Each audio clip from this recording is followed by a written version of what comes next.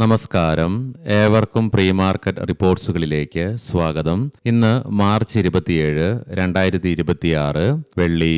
അങ്ങനെ ഇന്ന് മുതൽ നമ്മൾ സെൻസെക്സിന്റെ പുതിയ വീക്കിലി മന്ത്ലി കോൺട്രാക്ട്സിലേക്ക് കടക്കുകയാണ്. കൂടാതെ വരുന്ന ചൊവ്വാഴ്ച 31 തീയതി ഇന്ത്യൻ മാർക്കറ്റിന് അവധിയായതിനാൽ തന്നെ നിഫ്റ്റിയുടെ ഈ മാസത്തെ മന്ത്ലി എക്സ്പയറി 30 തീയതി തിങ്കളാഴ്ചയുമായിരിക്കും.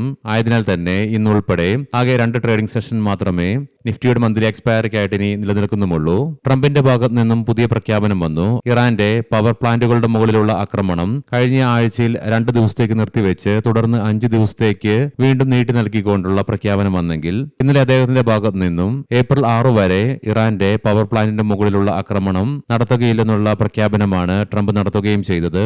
എന്നാൽ നമ്മൾ പല മാധ്യമങ്ങൾ വഴി കാണുന്നുണ്ട് ഇരു കൂട്ടരുടെയും ഭാഗത്ത് നിന്നുമുള്ള ആക്രമണവും പ്രത്യാക്രമണവും അതേപടി തന്നെ തുടരുന്നുമുണ്ട്. ഇന്നലെ ഹോർമൂസ് കടലിടുക്കിലൂടെ 10 കപ്പലുകളെ ഇറാൻ കടത്തിവിട്ടതായിട്ടുള്ള അവകാശവാദവും ട്രംപ് ഉന്നയിക്കുകയുണ്ടായി. ഹോർമൂസ് കടലിടുക്കിലൂടെ കടന്നുപോകുന്ന ഷിപ്പുകൾക്കായിട്ടുള്ള ഇൻഷുറൻസ് പ്രോഗ്രാം ഉടനടി തന്നെ ആരംഭിക്കുമെന്ന് US ട്രഷറി സെക്രട്ടറി സ്കോട്ട് ബെൻസന്റും പ്രഖ്യാപിച്ചു.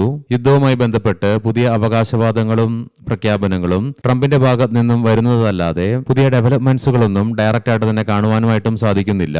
അതുകൊണ്ട് തന്നെ ഗ്ലോബൽ മാർക്കറ്റിൽ ട്രംപിന്റെ പ്രഖ്യാപനങ്ങളിൽ ഉണ്ടായ ആത്മവിശ്വാസം ചോർന്നു പോകുന്ന കാഴ്ചയാണ് കാണുവാനായിട്ടും സാധിക്കുക. തൽഫലമായി ഇന്നലെ ഓയിലിന്റെ വിലയിൽ വീണ്ടും ഉയർച്ച അനുഭവപ്പെട്ടു. കൂടാതെ ഗ്ലോബൽ മാർക്കറ്റിനാകമാനം നഷ്ടത്തോടുകൂടെ തന്നെ ഇന്നലെ വ്യാപാരം അവസാനിപ്പിക്കേണ്ടതായിട്ടും വന്നു. അവയെക്കുറിച്ചൊക്കെ നമുക്ക് വിശദമായി തന്നെ നമുക്ക് ഈ വീഡിയോയിൽ പരിശോധിക്കാം. ഇനി മാർക്കറ്റിലേക്ക് വന്നു കഴിയുമ്പോൾ ക്രൂഡ് ഓയിലിന്റെ വിലയിലുണ്ടായ ഇടിവിനെ തുടർന്നും മാത്രമല്ല വെസ്റ്റ് ഏഷ്യൻ പ്രശ്നങ്ങൾക്ക് ഒരു പരിഹാരമാകുമെന്നുള്ള പ്രതീക്ഷ വന്നതിനാലും ബാങ്കിംഗ്, ഓട്ടോ, കൺസ്യൂമർ സ്റ്റോക്സുകൾക്ക് തുടരാനായ ശക്തമായ നേട്ടത്തിന്റെ ഫലമായിട്ട് തുടർച്ചയായി 2ാമത്തെ ട്രേഡിംഗ് സെഷനിലും കഴിഞ്ഞ ദിവസം ഇന്ത്യൻ മാർക്കറ്റിന് വ്യാപാരം അവസാനിപ്പിക്കുവാൻ സാധിക്കുകയും ചെയ്തു.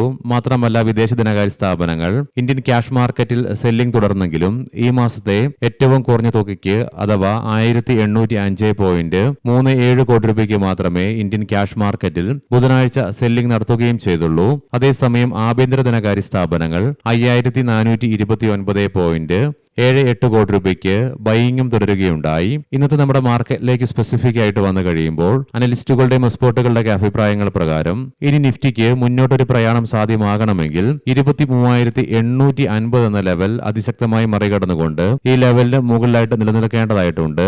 ഈ ലെവലിന് താഴെയായിട്ട് നിലനിൽക്കുന്നിടത്തോളം ഒരു പക്ഷേ കൺസോൾട്ടേഷനും അല്ലെങ്കിൽ റേഞ്ച് ബൗണ്ട് ട്രേഡിംഗിനുമുള്ള സാധ്യതകൾ തള്ളിക്കളയാനാവുകയുമില്ല.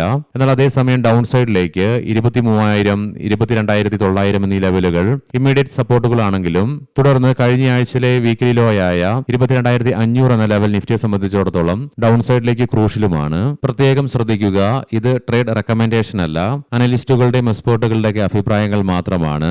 എഡ്യൂക്കേഷൻ പർപ്പസിന് വേണ്ടിയിട്ടാണ് ഈ ലെവലുകൾ വിശദീകരിക്കുകയും ഉണ്ടായത്. ഇന്ന് ഇന്ത്യയിൽ നിന്നും പ്രധാനപ്പെട്ട മാക്രോ ഇക്കണോമിക് ഡാറ്റകളുടെ റിലീസ് ഒന്നും തന്നെയില്ല. ഇന്നത്തെ പ്രധാനപ്പെട്ട ഗ്ലോബൽ ഇവന്റിൽ ഉച്ചയ്ക്ക് 12:30 UK-യിൽ നിന്നും ഫെബ്രുവരി മാസത്തെ റീറ്റെയിൽ സെയിൽസ് ഡാറ്റയുടെ മന്ത് ഓൺ മന്ത് ബേസിസിലുള്ള റിലീസ് ഉണ്ട്. ലീഡിംഗ് ആയ ADR സ്റ്റോക്സിൽ വിപ്രോ ADRന് ഫ്ലാറ്റ് ആയിട്ടും ബാക്കി എല്ലാ ADR സ്റ്റോക്സുകൾക്കും നഷ്ടത്തോടുകൂടിയും വ്യാപാരം അവസാനിപ്പിക്കേണ്ടതായിട്ട് വന്നു. ആക്സിസ് ബാങ്ക്, ഇൻഫോസിസ് ADRകൾക്ക് നേരി നഷ്ടം നേരിടേണ്ടി വന്നപ്പോൾ ഡോക്ടർ റെഡ്ഡീസിന് 0.25%, ICIC ബാങ്കിന് 1.5%, HDFC ബാങ്കിന് 2.25%-നടുത്തും നഷ്ടത്തോടുകൂടി തന്നെ വ്യാപാരം അവസാനിപ്പിക്കേണ്ടതായിട്ടും വന്നു. ഗ്ലോബൽ മാർക്കറ്റുകൾ പരിശോധിക്കാം. മുൻപ് നമ്മൾ കണ്ട പോലെ തന്നെ ട്രംപിന്റെ വെസ്റ്റ് ഏഷ്യൻ പ്രശ്നങ്ങൾക്കുള്ള പ്രഖ്യാപനങ്ങൾക്ക് മുകളിൽ നിക്ഷേപകരുടെ ആത്മവിശ്വാസം നഷ്ടപ്പെട്ടു. ഇതിനെ തുടർന്ന് ഇന്നലെ US മാർക്കറ്റിൽ S&P 500-ന് 1.25%-യും നാസ്ഡാക്കിന് 2.5%-നടുത്തും നഷ്ടത്തോടുകൂടി തന്നെ വ്യാപാരം അവസാനിപ്പിക്കേണ്ടതായിട്ടും വന്നു. ഡോ ജോൺസ് ഫ്യൂച്ചർ 158 പോയിന്റുകളുടെ നേട്ടത്തിലാണ് വ്യാപാരം നടത്തിക്കൊണ്ടിരിക്കുന്നതും. യൂറോപ്യൻ മാർക്കറ്റ്സിൽ UK മാർക്കറ്റിന് 1.25%-ലേറെയും ജർമ്മൻ മാർക്കറ്റിന് 1.5%-ലേറെയും ഫ്രാൻസ് മാർക്കറ്റിന് 1%-യും നഷ്ടത്തോടുകൂടി തന്നെ വ്യാപാരം അവസാനിപ്പിക്കേണ്ടതായിട്ടും വന്നു.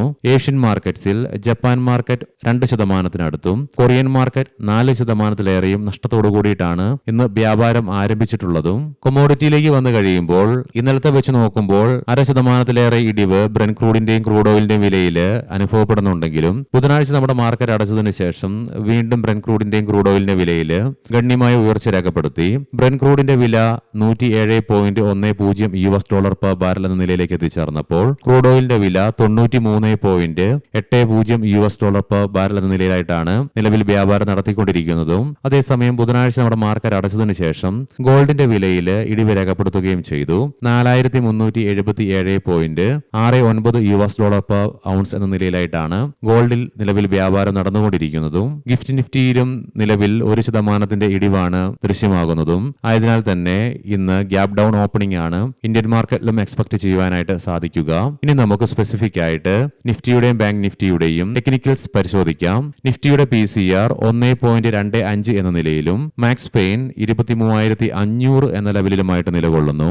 ബുധനാഴ്ചയും തുടരുവാനായ നേട്ടത്തിന്റെ ഫലമായിട്ട് RSIയിൽ ഉയർച്ച രേഖപ്പെടുത്തിക്കൊണ്ട് 40.12 എന്ന ലെവലിലേക്കും എത്തിച്ചേർന്നു. മാത്രമല്ല എല്ലാ കീ മൂവിംഗ് ആവറേജുകളുടെ താഴെയായിട്ടാണ് കഴിഞ്ഞ ദിവസവും നിഫ്റ്റിക്ക് വ്യാപാരം അവസാനിപ്പിക്കേണ്ടതായിട്ട് വരികയും ചെയ്തത്. നേട്ടം കൈവരിക്കുവാൻ സാധിച്ചെങ്കിൽ കൂടിയിട്ടും മന്ത്ലി ഓപ്ഷൻസ് ഡാറ്റ പ്രകാരം 24,000 എന്ന സ്ട്രൈക്കിലാണ് കോൾ സൈഡിൽ ഏറ്റവും കൂടുതൽ ഓപ്പൺ ഇൻട്രസ്റ്റ് കാണുവാനായിട്ട് സാധിക്കുക.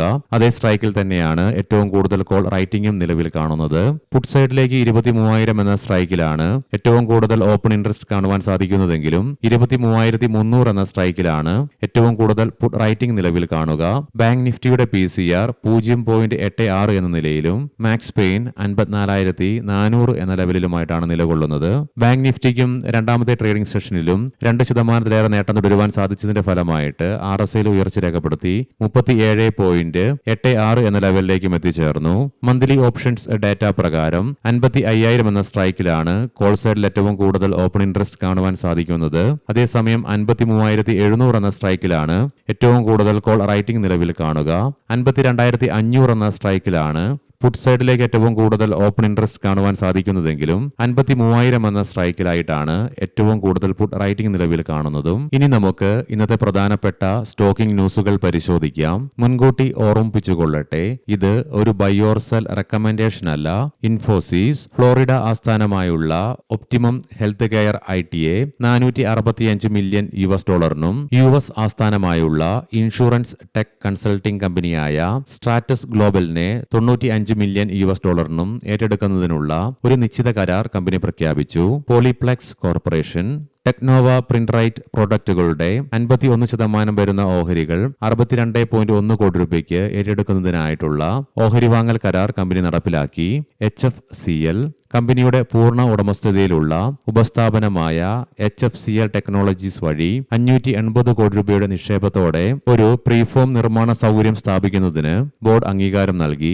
റെയിൻ ഇൻഡസ്ട്രീസ് കമ്പനിയുടെ പ്രൊമോട്ടറായ നീവി ഹോൾഡിംഗ്സ് മാർച്ച് 24-ന് കമ്പനിയുടെ 4 ലക്ഷം ഇക്വിറ്റി ഓഹരികളും മിനിങ്ങാന്ന് മാർച്ച് 25-ന് 80,000 ഇക്വിറ്റി ഓഹരികളും ഓപ്പൺ മാർക്കറ്റ് ട്രാൻസാക്ഷൻ വഴി സ്വന്തമാക്കി. ഇതോടെ അവരുടെ ഓഹരി 2.42% നിന്ന് 2.56% ഉയർത്തുകയും ചെയ്തു. ആസാദ് എഞ്ചിനീയറിംഗ് ഗ്യാസ് ടർബൈൻ എഞ്ചിനുകളുടെ ഉയർന്ന എഞ്ചിനീയറിംഗ് ഉള്ളതും സങ്കീർണവുമായ ഹോട്ട് സെക്ഷൻ നോസൽവെയിൻ സെഗ്മെന്റുകളുടെ വിതരണത്തിനായി കമ്പനി ജപ്പാനിലെ മിസ്തുബൂഷി ഹെവി ഇൻഡസ്ട്രീസുമായി 8 വർഷത്തെ ദീർഘകാല കരാറിലും പ്രൈസ് എഗ്രിമെന്റിലും ഒപ്പുവെച്ചു.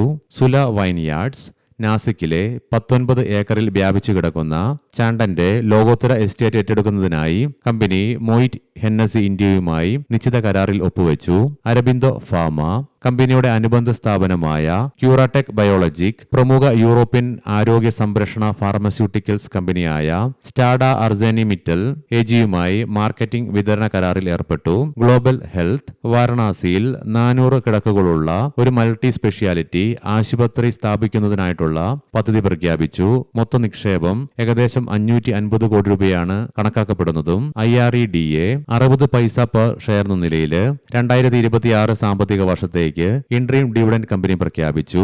ഏപ്രിൽ 2, 2026 റെക്കോർഡ് ഡേറ്റ് ആയിട്ട് പരിഗണിക്കുന്നതും. ബ്രിഗേഡ് എന്റർപ്രൈസസ് ബംഗളൂരുവിൽ 4.11 ഏക്കറിൽ വ്യാപിച്ചു കിടക്കുന്ന ബ്രിഗേഡ് ലൂമിന എന്ന റെസിഡൻഷ്യൽ പ്രൊജക്ട് കമ്പനി ആരംഭിച്ചു. 700 കോടിയിലധികം രൂപയുടെ വരുമാനമാണ് ഈ പദ്ധതിയിലൂടെ കമ്പനി ലക്ഷ്യമിടുന്നതും. ഏവർക്കും നല്ല ഒരു ട്രേഡിംഗ് ദിനം ആശംസിക്കുന്നു. വൈകുന്നേരം പോസ്റ്റ് മാർക്കറ്റ് റിപ്പോർട്ട്സുമായി കണ്ടുമുട്ടാം. നന്ദി, നമസ്കാരം.